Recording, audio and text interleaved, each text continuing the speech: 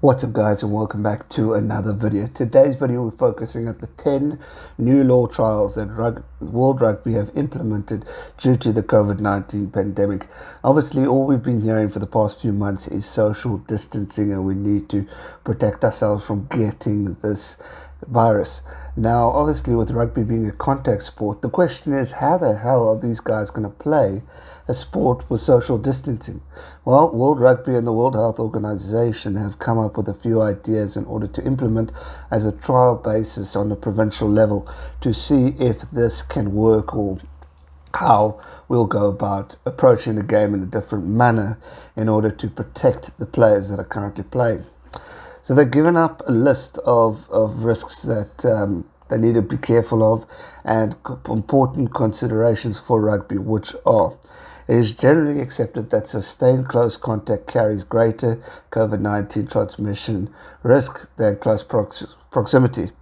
It is also generally accepted that close proximity in an outdoor environment carries a lesser risk than the indoor environment, as transmission risk during a game is related to both physical contact and proximity. Further evidence-based risk reduction should be focused on contact activities, while individual exposure to contact activities such as scrums, tackles, lineouts, rucks and mauls are generally within 15 collaborative minutes. Further exposure reduction is possible. Risk reduction can also be achieved via best practice match management, including hygiene measures, screening, testing, and implementation of World Rugby's return to play guidance. Sport should only return when it is safe and appropriate to do so, in line with government advice.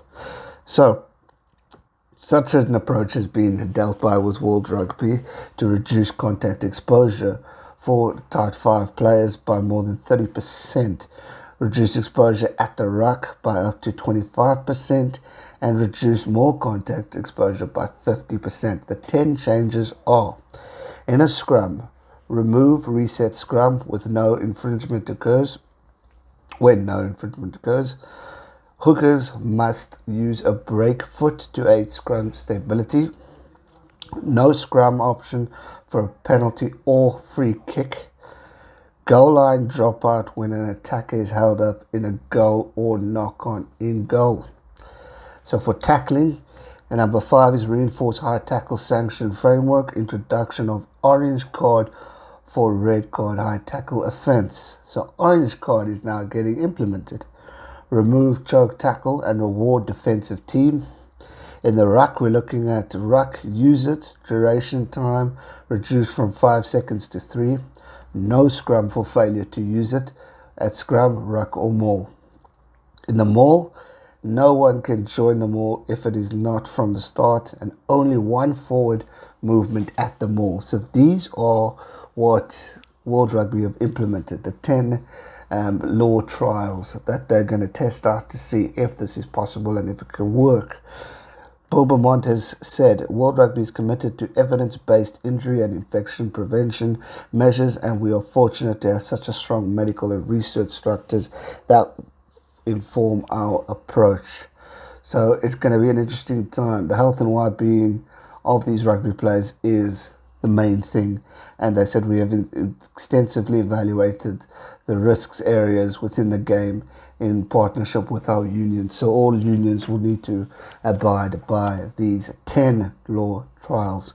It's going to be interesting to see how they're going to adapt it. It could speed up the game a bit, which could be interesting, but avoiding contact is definitely going to be hard, and you're going to see a lot of cards come out because players are going to be so used to the normal format of play, and now they have to reduce or leave it, or instead of 5 seconds, 3 seconds. It sounds like not a big change, but 5 to 3 seconds in a rugby game is a big difference.